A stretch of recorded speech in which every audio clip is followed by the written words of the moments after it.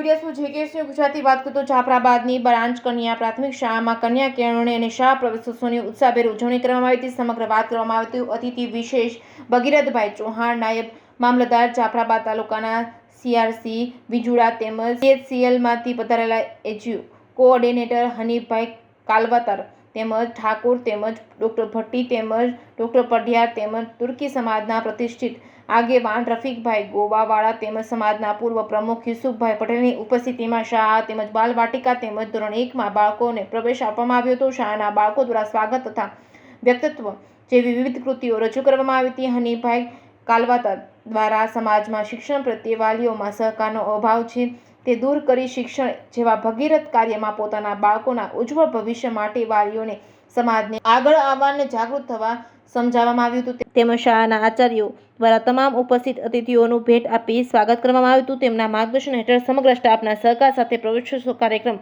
ધોરણ 8ની દીકરીઓ દ્વારા સંચાલન કરી ખૂબ સારી રીતે સમગ્ર કાર્યક્રમ રજૂ કરવામાં આવ્યો હતો। ખરા અર્થમાં ઉત્સવ કરવામાં આવ્યો હતો। જેકેએસની ગુજરાતી સાથે કાળુ શાકાનુજા, જાફરાબાદ।